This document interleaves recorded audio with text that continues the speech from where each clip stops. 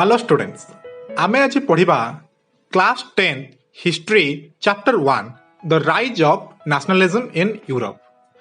इतिहासर प्रथम विषय एटा यूरोप रे केमिति नेशनलिज्म आरंभ होइतिला तार परिणाम कोन हला से विषय रे लिखा जायछि। मु सब बेले कुहे हिस्ट्री गोटे सहज पाठ गप भली लागे सेटा पढ़िबाकू मन रखिबाकू। तो डेरी करबानी आमे देखिबा the rise of nationalism in Europe. प्रथमे तुम ये चित्र देखि पड़थिबो। फास्ट पैसेज रे आमर ये चित्र विषय किछि लिखा है। The dream of worldwide democratic and social republics the part between nations of pen presented by Frederic Sorrieu in 1848। तो एटा गोटे पेंटिंग जोटा कि गोटे फ्रेंच पेंटर जहाँ ना हला फ्रेडरिक सोरेयू जे कि 1848 रे ये पेंटिंग टी बनै थिले। तमे पछारिबो सर स्टार्टिंग रु ए पेंटिंग दबार माने कोन? ए पेंटिंग रे कोन परी अछंती आकाश रे किए सब उड़िलेनी एटा तो सत सतिका कथा नुहे। एटा कोन पई ए पेंटिंग टी बना हैछि? तो ए पेंटिंग रो डिस्क्रिप्शन आमे देखिबा। In 1848 Frederick Soreyu, a French artist, prepared a series of 4 prints visualizing his dream of world made up democratic and social republic as he called them. 1848 रे फेडरिक सोरेयू बेली जने French artist 4टा print बनैथिले, painting बनैथिले। से painting तांको dream रो थिला, तांकर इच्छा, तांकर स्वप्न थिला। कोन से स्वप्न से देखिथिले? डेमोक्रेटिक एंड सोशल रिपब्लिक, केमिति गणतंत्र रो प्रतिष्ठा हेबो सबु देश रे, सेईटा तांकर ड्रीम थिला। बुझिला नै? से पेंटिंग रो नाम देथिले डेमोक्रेटिक एंड सोशल रिपब्लिक। किए करथिले? Frederic Sorrieu. केबे करथिले? 1848। बुझिला? The first print figure 1 of the series shows the people of the Europe and America, men and women of all ages and social classes, marching in a long train and offering homage to the Statue of Liberty as they passes by it. Etah figure 1 जो painting ता तमे देखुछ एटा होछ ताकर first print, प्रथम painting. ए painting रे कोन हेछि? shows the people of Europe and America। एठी Europe एवं America रो people मानको लोक मानको देखाइछि। मेन एंड वुमेन, एठी पुरुष लोक मध्ये अछंती, महिला लोक मध्ये अछंती। Of all ages and social classes, समाज रो सबु वर्ग रो लोक अछंती और सबु बयस रो लोक अछंती। धनी लोक, गरीब लोक, सबु सोशल क्लास रो लोक एठी अछंती। Marching in a long train, गोटे ट्रेन करिकि आमे जेमते छोट बेले ट्रेन करि खेलुथुलु सेमति गोटे लॉन्ग ट्रेन रे से माने मार्च करूचंती, हो कि नै? And offering homage to the statue of liberty. Homage, homage माने कोन? श्रद्धांजलि, भक्ति देबा। काहा को श्रद्धांजलि दउचंती? काहा को भक्ति दउचंती? स्टैच्यू ऑफ लिबर्टी को। आज they passes by it. Statue of Liberty कोठी अछि देखो? This is Statue of Liberty. सेता बेले स्टैच्यू ऑफ लिबर्टी को एमिति भाबरे वर्णना कराइतला। स्टैच्यू ऑफ लिबर्टी, लिबर्टी माने कोन? स्वतंत्रता, बंधनरु मुक्ति हेबा। तो एई जो प्रतिमा, एई जो मूर्ति लोक मानक प्रेरणा जोगौतिला जे आमे पराधीनतारु केमिति मुक्ति हबा। आको कुआ जाउछि स्टैच्यू ऑफ लिबर्टी। जेतेबेले सेमाने आको पास करके जाउचंती ताको सम्मान जणाउचंती, ताको श्रद्धांजलि जणाउचंती, ओके नै? As you would recall, artists of the time of French Revolution personified liberty as a female figure। तमे जदि फ्रेंच रिवोल्यूशन कथा मन पकेइब, क्लास 9 रे आमे पढितिले फ्रेंच रिवोल्यूशन, तमरो मन पड़िबो जे सेही समय रो आर्टिस्ट माने से माने लिबर्टी को बा स्वतंत्रता को, स्वाधीनता को से माने गोटे फीमेल फिगर हिसाब रे रिप्रेजेंट करंती, परिप्रकाश करंती, हो कि नै? Here you can recognize the torch of enlightenment she bears in one hand। देखो ता हाथ रे गोटे टॉर्च अछि। ए टॉर्च को कहा जाय टॉर्च ऑफ एनलाइटमेंट। जे ओरिजिनल स्टैच्यू ऑफ लिबर्टी देखिछ जोटा एबे अछि, ता हाथ रे मध्ये गोटे टॉर्च ऑफ एनलाइटमेंट अछि। ए पिक्चर टी देखो, एटा हला स्टैच्यू ऑफ लिबर्टी रो पिक्चर। हां, ए हाथ रे फेमस मूर्ति टी एटा, ता हाथ रे ए अछि देखछु ना नै हमर एनलाइटमेंट, टॉर्च ऑफ एनलाइटमेंट। तो बैक करबा, ए पिक्चर रे मध्ये देखो हमर स्टैच्यू ऑफ लिबर्टी को गोटे सेत बेले गोटे भिन्न प्रकार रे परिकल्पना करा जेतिला, किंतु ता हाथ रे मध्ये सही टॉर्च ऑफ एनलाइटमेंट रखा हेतिला। and the charter of rights of the man in the other. तो गोटे हाथ रे सी टर्च ऑफ एनलाइटमेंट धरिचंदी आउ गोटे हाथ रे चार्टर ऑफ राइट. चार्टर माने कोन अधिकार पत्र लोक मानकर राइट कोन लोक मानकर अधिकार कोन से सब आउ गोटे हाथ पाखरे अछि. ए जो देखुछ गोटे बॉक्स वाला देखाउ जेठी हो कि नहीं. तो एटा होछि लोक मानकर अधिकार पत्र बा तांको चार्टर ऑफ राइट्स बोली कुहा जाउछि. On the earth in the foreground of the image lies the shattered remains of the symbol of absolute institutions. It गोटे नुआ वार्ड आमे देखिले एब्सोल्यूटिस्ट. एब्सोल्यूटिस्ट माने कोन. एब्सोल्यूटिस्ट माने होछि जे निरंकुश भाव रे शासन रो अधिकार जहा पाखरे थिबो. ता माने कोन राजा महाराजा ताको केही कहिबा को नथिले. हां तेमानको एब्सोल्यूटिस्ट बोली कहा जाउतिला. बुझपाले कि नहीं. तो सेमाने ध्वंस विध्वस्त होइछन्ती शाटर हेकी पडिछन्ती आगे. ए देखुछ ए जो कचरा भलिया देखा जाउछ आगे पडिछि एटा सिंबल. ए देखो राजा मानकर मुकुट ये सब पडला वाला देखा जाउछ एठी हां कि नहीं. तो this is the symbol of absolutist जो माने निरंकुश शासन अधिकार थिले सेमानको ध्वंस करिकि डेमोक्रेसी आनिया पई ए माने समस्त मार्च करछन्ती. इन Sorrow's utopian vision, the people of the world are grouped in distinct nations, identified through their flags and national costumes. तो एठी विभिन्न देशर लोक माने अछन्ते सेमानको आमे केमिति चिनिबा तांको फ्लैग रु आ तांकर कॉस्ट्यूम रु ड्रेस रु. एठी गोटे प्रकार फ्लैग अछि ये गोटे प्रकार फ्लैग अछि ये गोटे प्रकार फ्लैग ये गोटे प्रकार फ्लैग. तो विभिन्न प्रकार देशर लोक निज निज को रिप्रेजेंट करिबा पई निज निजर फ्लैग धरि के मार्च करूचन्ते. सरेउ सेटा देखिबा को चाहिचन्ते. Leading the procession way past the Statue of Liberty, the United States and Switzerland, which by this time were already nation state.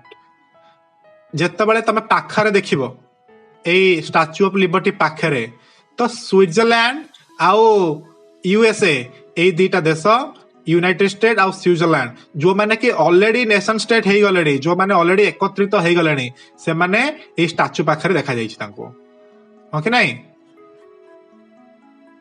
France, identifiable by the revolutionary tricolor, has just reached to the statue. France को केमती चिन्हिबा देख जो माने वर्तमान just आसिक पहुंचते से माने होचंती France रो लोक हो कि नहीं. अमेरिका वाला स्विट्जरलैंड वाला ऑलरेडी स्टेट है कि से माने आगु पळै गलेनी जो माने जस्ट आसिक पहुंचते से माने होचंती फ्रांस रो लोक. She is followed by the people of Germany, bringing it the black, red and gold flag. तो फ्रांस पर किए असला जर्मनी. जर्मनी रो फ्लैग केमितिया ब्लैक रेड आउ गोल्ड कलर. देखो एटा थिला फ्रांस तापर एटा होची जर्मनी ग्रुप जो माने ब्लैक रेड आउ गोल्ड कलर रो फ्लैग धरिचंदी हो कि नहीं.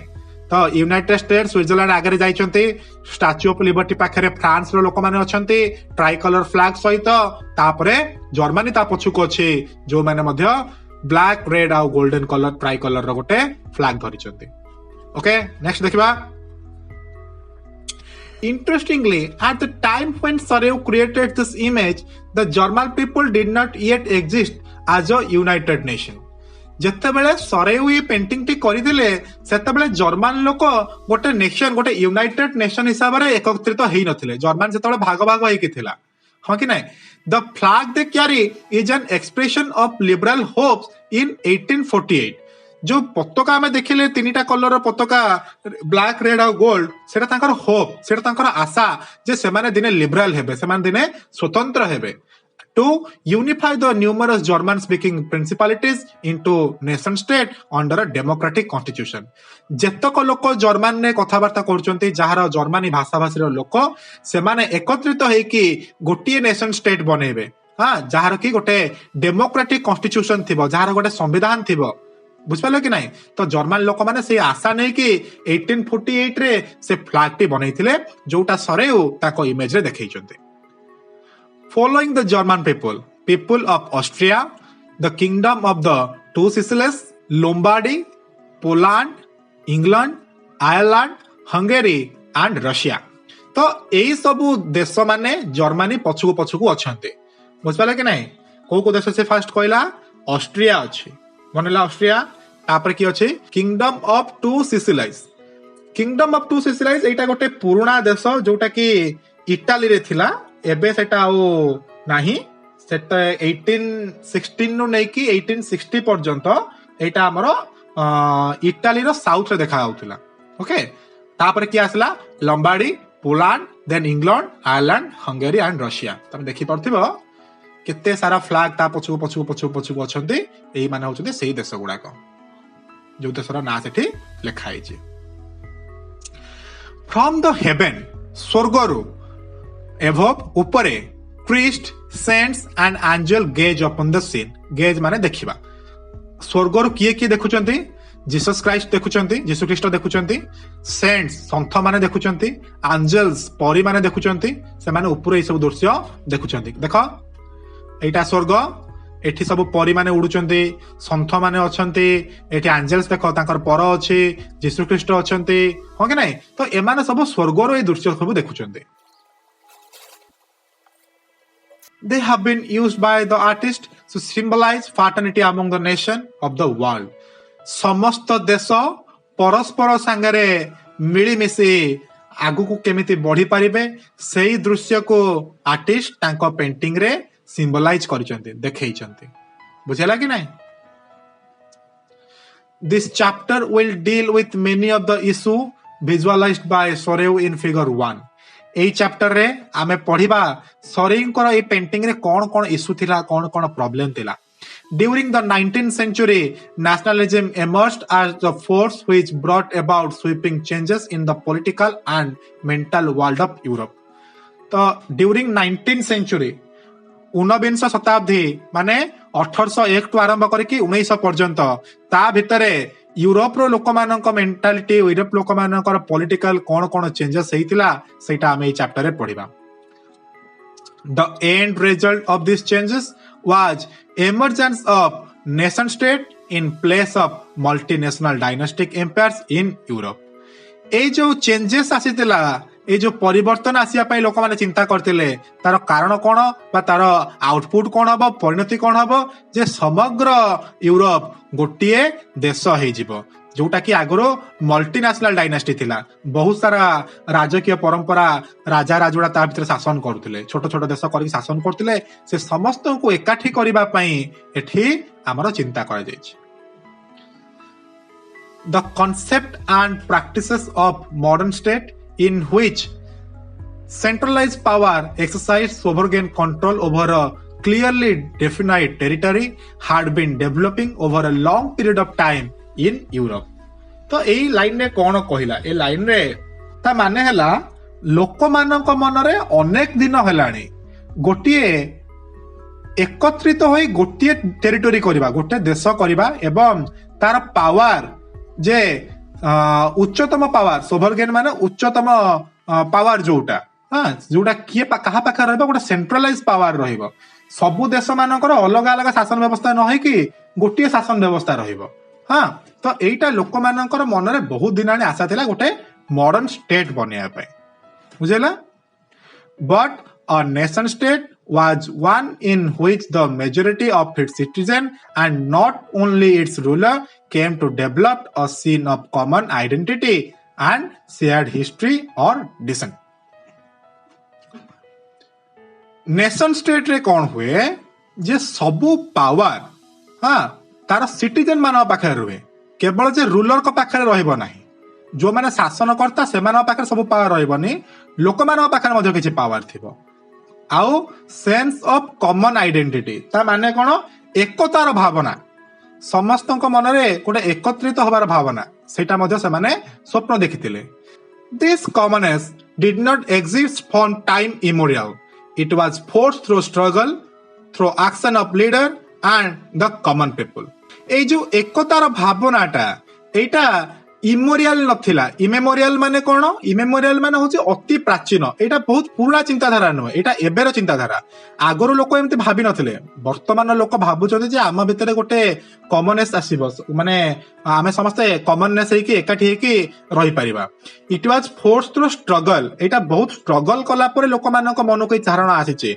आउ through the action of leader and common people लोक जो साधारण जनता सेमानकर एक्शन रो एवं लीडर मानक एक्शन रो एटा चिंताधाराटा एबे ଲୋକମାନଙ୍କ ପାଖକୁ ଆସିଛି। This chapter will look at the diverse process through which nation state and nationalism came into being in 19th century in Europe। ଏଇ ଚାପ୍ଟରରେ ଆମେ ସେଇ ବିଷୟରେ ପଢିବା ଯେ କେମିତି ଲୋକମାନଙ୍କ ମନରେ ଏ ଭାବନା ଆସିଲା, କେମିତି ସେମାନେ ଏକତ୍ରିତ ହବା ପାଇଁ ଚିନ୍ତା କଲେ, ସେ ବିଷୟରେ ଆମେ ଏଠି ପଢିବା।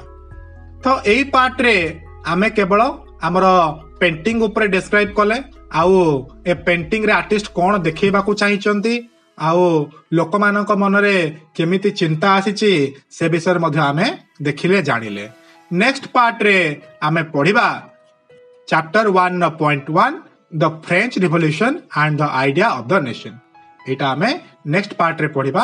ସେ ପର୍ଯ୍ୟନ୍ତ ତମେ ଏଇ ପେଣ୍ଟିଂଟିକୁ ଭଲ ଭାବରେ ଦେଖ, ଆର୍ଟିଷ୍ଟଙ୍କର ଚିନ୍ତାଧାରାକୁ ଭଲ ଭାବରେ ବୁଝିବାକୁ ଚେଷ୍ଟା କର, ଯୋଉଟା କି ତମକୁ ଆଗକୁ ଏଠି ପଢିଲା ବେଳକୁ ସାହାଯ୍ୟ କରିବ। ସେ ପର୍ଯ୍ୟନ୍ତ ରହୁଛି। Thank you and bye bye.